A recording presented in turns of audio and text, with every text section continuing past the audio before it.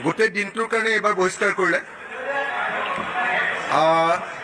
যোৱাবাৰ 1 ঘণ্টাৰ কাৰণে কৰিছিলে, এইবাৰ মোক দিনটোৰ কাৰণে কৰি দিলে।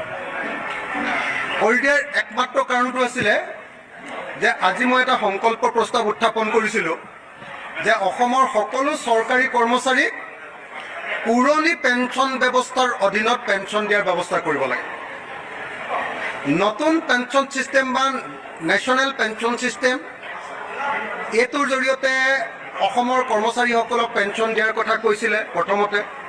তাৰপিছত আকৌ এইবাৰ চেণ্ট্ৰেল গভৰ্ণমেণ্টে নতুন এখন আইন আনিলে, গেজেট নটিফিকেশ্যন দি, যে এইখন আকৌ UPS বুলি, ইউনাইটেড পেঞ্চন স্কিম বুলি নতুন এখন আইন আনিলে। আৰু এই আইনখন পঢ়ি চাই দেখিলোঁ যে UPS ছিষ্টেমত যদি ইউনাইটেড পেঞ্চন স্কিমত যদি পেঞ্চন দিবলৈ হয়, তেতিয়াহ'লে NPS-তকৈও আনকি মানুহবিলাকে ক'ৰবাত অসুবিধাতে পৰিব। UPS-ত খালি এটাই বস্তু আছে, NPS-ত মানে বজাৰৰ ওপৰত কেইটকা পেঞ্চন পাব সেইটো ব্যৱস্থা আছিলে। UPS-ত খালি মিনিমাম পেঞ্চন 10 বছৰ কাম কৰিলে 10,000 টকাৰ পেঞ্চন পোৱাৰ ব্যৱস্থা এটা আছিলে। এইটোৱে মাত্ৰ অসুবিধা আছিলে, কিন্তু অসুবিধা ধেৰ। আৰু আজি যদি চাকৰিত জইন কৰিলে আৰু 10 বছৰৰ পাছত যদি কোনোবা এজন মানুহ ৰিটায়াৰ কৰিলে, 10 বছৰৰ পাছত 10,000 টকাৰ যদি পেঞ্চন পায়, তেতিয়াহ'লে সেই পেঞ্চনটো আজিৰ দিনৰ 1,000 টকামান হ'ব। তাৰমানে চৰকাৰী এজন কৰ্মচাৰীয়ে, এজন শিক্ষকে অৰুণোদয় আঁচনিতকৈ কম পইচা পাব। অৰুণোদয় আঁচনিতকৈ পেঞ্চনটো কমকৈ পাব। গতিকে তেওঁলোকৰ জীৱন বৰবাদ হৈ যাব। মই এজন MLA, মই জিকাৰ পাছত এদিন যদি শপত লওঁ আৰু এদিন যদি বিধানসভাত বহোঁ, তাৰ পাছতে মই পেঞ্চন পাবলৈ যোগ্য হওঁ। আজিৰ দিনটোত বোধ হয়, মোৰ মনত নাই, আজিৰ দিনটোত বোধ হয় অতি কমেও 60,000 পৰা 80,000 টকা পেঞ্চন এজন বিধায়কে পায়।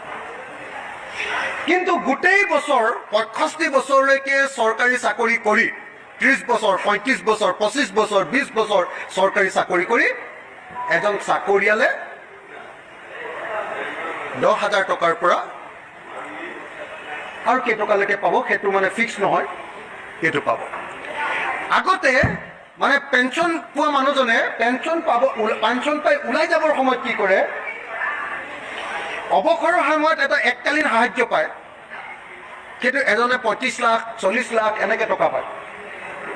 কিন্তু এতিয়া অৱসৰৰ সময়ত এজন শিক্ষকে পইচা পাব কিমান জানেনে? 10 বছৰ কাম কৰিলে 1,38,700 টকামান, 20 বছৰ কাম কৰিলে 2,75,400 টকামান, আৰু 25 বছৰ কাম কৰিলে এককালীন সাহায্য পাব। এককালীন সাহায্য, পেঞ্চন পোৱাৰ পাছত এককালীন সাহায্য পাব মাত্ৰ 3,44,250 টকা।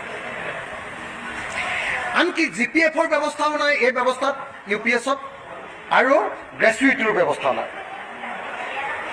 আৰু আটাইতকৈ ডাঙৰ কথা যে 10 বছৰৰ মূৰে মূৰে যে আমাৰ দৰমহা আয়োগ বহে, আৰু দৰমহা আয়োগ বাঢ়িলে যে দৰমহা যেনেকৈ বাঢ়ে পেঞ্চনো বাঢ়ে, ইয়াত সেই পেঞ্চন বঢ়াৰ ব্যৱস্থাটো নাই। গতিকে পেঞ্চন বঢ়াৰ ব্যৱস্থাটো নাই কাৰণে 10 বছৰৰ পাছত যেতিয়া ৰিটায়াৰমেণ্ট কৰিব 10,000 টকাৰ যদি পেঞ্চন পায়, তেতিয়াহ'লে সেই 10,000 টকাটো মই আকৌ কৈছোঁ যে 1,000 টকামান হ'ব আজিৰ দিনত। তেতিয়া অৰুণোদয়তকৈ কম পেঞ্চন পাব। অৰুণোদয় 1,250 টকা, আজিৰ দিনৰ 1,250 টকা, তাতকৈ কম 1,000 টকামানহে পাব। গতিকে এইটো এটা ভয়ংকৰ কথা। আৰু পতি বা পত্নীক যিটো পেঞ্চন দিব সেইটো 60%হে দিব। গিৰিয়েক ঢুকালে ৱাইফক, মানে পৰিয়ালৰ যিটো পেঞ্চন সেইটো কমকৈ পাব। গতিকে আমি দেখিছোঁ যে UPS ছিষ্টেমটোক কৰ্মচাৰীবিলাকে কেতিয়াও মানি লোৱা নাই। সমগ্ৰ ভাৰতৰ ৰাজ্যিক আৰু কেন্দ্ৰীয় চৰকাৰৰ কৰ্মচাৰীবিলাকে কৈছে যে আমাক UPS ছিষ্টেমত আমাক পেঞ্চন নালাগে, আমাক OPS পুৰণি পেঞ্চন ব্যৱস্থাৰ জৰিয়তে আমাক পেঞ্চন লাগে। আজি মই এই পেঞ্চন ব্যৱস্থাৰ সপক্ষে দাবী উত্থাপন কৰিছিলোঁ যে OPS দিব লাগে।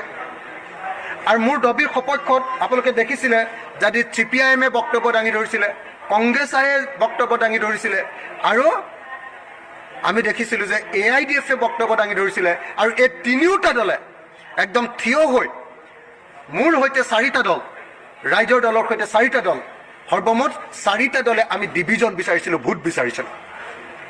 যেতিয়া চৰকাৰে ক'লে যে OPS দিয়া নহ'ব, আমি ক'লোঁ যে OPS দিব লাগিব।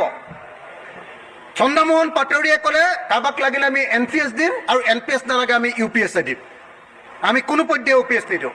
তেতিয়া আমি ক'লোঁ যে বিধানসভাত ভোট হ'ব লাগে, ভোটৰ ব্যৱস্থা আছে। উপাধ্যক্ষ মহোদয়ে আপোনালোকে জানে যে ৰুলছ এণ্ড প্ৰচিডিঅ'ৰ অনুসৰি বিৰোধীয়ে যদি কোনোবাই বিধায়কে যদি ডিভিজন বিচাৰে, ভোট বিচাৰে যে এই প্ৰস্তাৱটোৰ ওপৰত ভোট হ'ব লাগে, তেতিয়াহ'লে ভোট দিয়াটো বাধ্যতামূলক। কিন্তু দুৰ্ভাগ্যজনকভাৱে আজি ডেপুটি স্পীকাৰে আমাক কোনো পধ্যে ভোট দিবলৈ নিদিলে আৰু মোক বাহিৰ কৰি দিলে। গোটেই অপজিশ্যনে ছাপৰ্ট দিয়াৰ পাছতো মোক বাহিৰ কৰি দিলে।